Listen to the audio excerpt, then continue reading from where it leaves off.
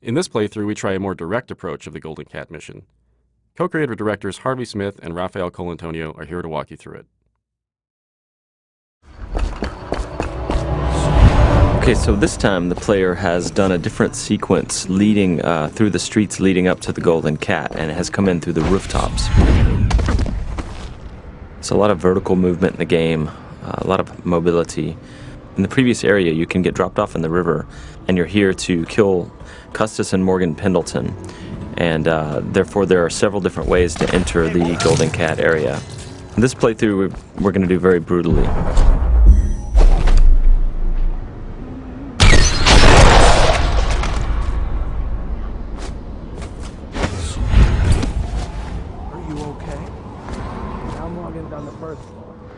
Need to get the men in position. The Ivory Room. All I can tell you is it's very heavily soundproofed. I'll leave the rest to your imagination. Custis is easy at the moment. Some night he just... Why would anyone pay for that? Rats, plague, elixir, bunch of crap. Huh?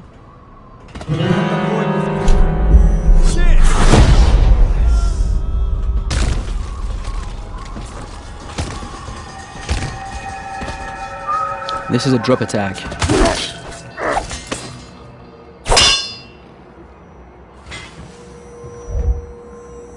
Talk to that nice girl again. The one I told you about. Yep. But you're at the Golden Cat, right? Yeah.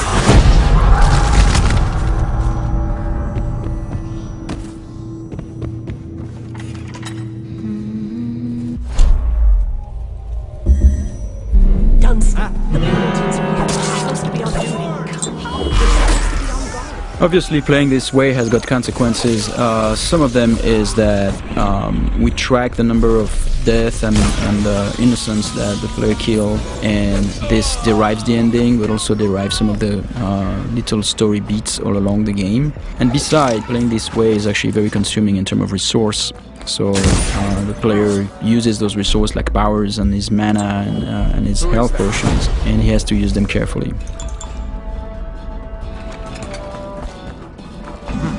Might be worth checking out.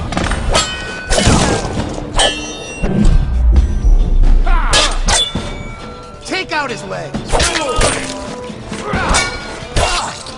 So here the player stopped time just before the guards have fired their pistols, and he's planting a spring razor there. When time resumes, it will kill them both.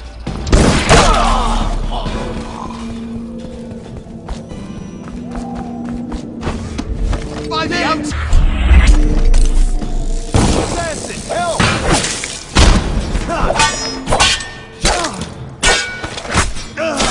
Game's combat with the sword, the melee combat, involves blocking and counterattacks if the blocking is timed correctly. I hear you.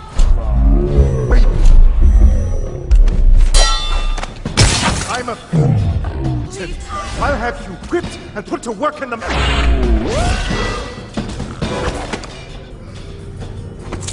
So both targets have been assassinated.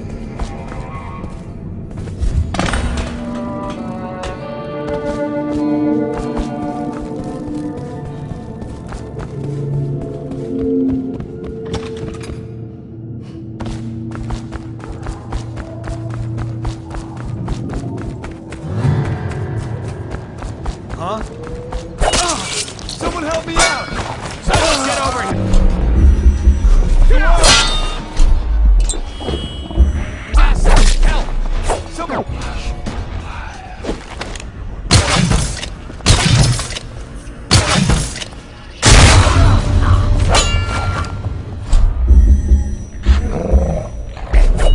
The player's summoning rats.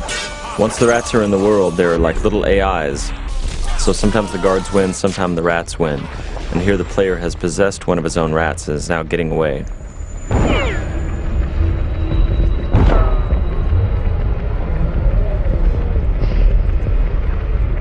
And that's the end of the violent, messy playthrough of the Golden Cat.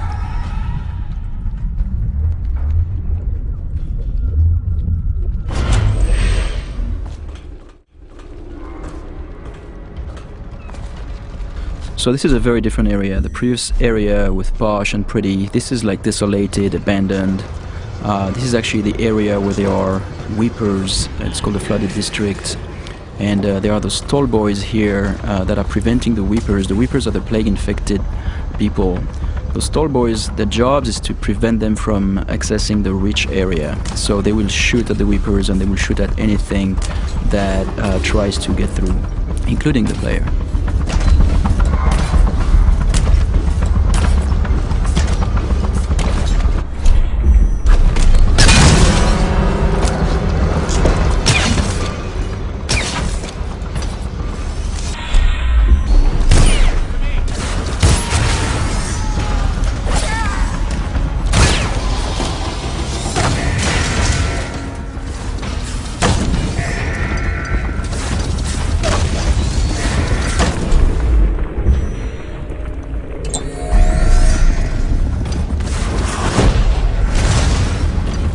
Here we're using Wind Blast to bounce back the arrows at the tall boys.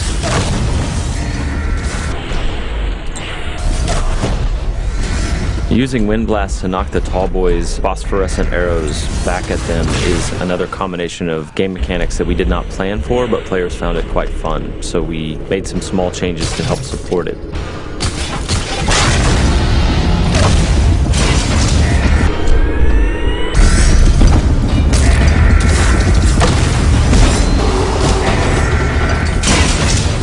These Stiltwalker guards, the tall boys as they're called, have vulnerable tanks of whale oil on their backs that they use for their incendiary arrows. And so periodically the player is shooting at those tanks, stopping time, trying to get behind them. The shields all around them are actual breakable wooden shields, so they absorb some of the player's shots, but periodically the player breaks one of them off. Here the player just possessed a tall boy and he's going to escape the area through those wall of lights here via tall boy. So the wall of light is a Tesla-like security device that's a powerful electrical field. And the guards at the beginning of their shift are attuned to it so they can walk through it, but the player cannot unless he hacks it.